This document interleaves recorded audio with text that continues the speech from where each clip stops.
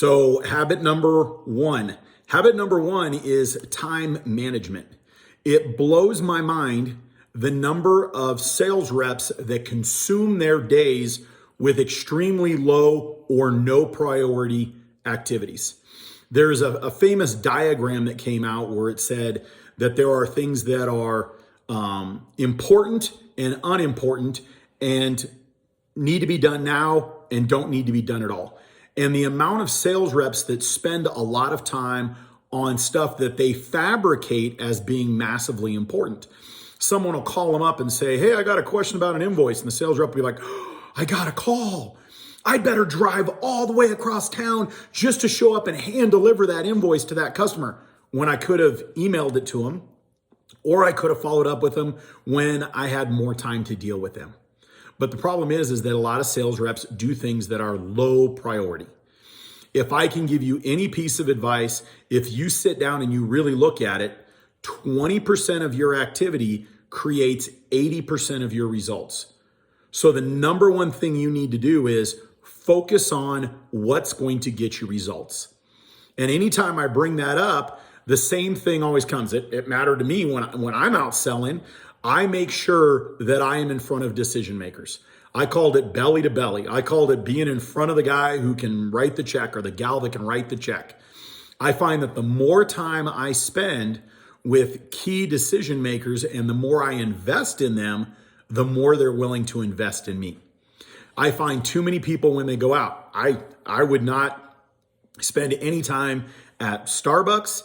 And I'll tell you a big one, and this is going to hurt some people's feelings, is that I had a lot of people, and I realized I got caught up in it as well, is that somebody would call up and they are a small customer, not unimportant, but small customer, but they're super friendly. They're always willing to take a free lunch. They're always willing to have you drop off bagels or donuts or just stop by and drop off a bag of candy and shoot the bull for a little while. And it blows my mind how many sales reps make that a priority stop because they love the warm fuzzies they get from these customers, even though they're not necessarily a profitable stop. Habit number two is pretty simple. Follow up, follow up, follow up, follow up, follow up. It wraps my mind, drives me crazy.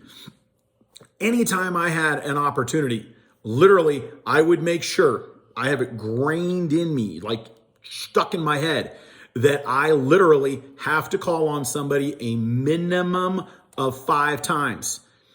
I would see sales reps where they would roll up to a job site, they'd roll up and the person would be like, oh yeah, I'm interested in that. Why don't you give me one of your cards?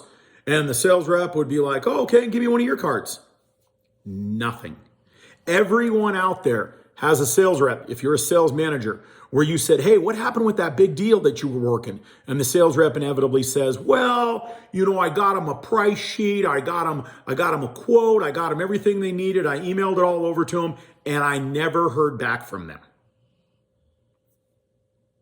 Did you follow up? No. So I hope those first 2 habits help you out. Make sure you're focusing on number 1, quality time management. Let me know if you want more information on that. Number 2, every one of you is hoping for, and you all complain about, I want more leads. I want more opportunities. You have plenty of them. You're just not doing enough with the ones that you've got. Make sure you sit down and start off the new year with a stack of all the leads that you have. Go find everybody that you've built in your phone and ask yourself, have you contacted them in the last 60 to 90 days? And if the answer is no, you might be the problem. Have a great one. I'll have 2 more great habits for you tomorrow.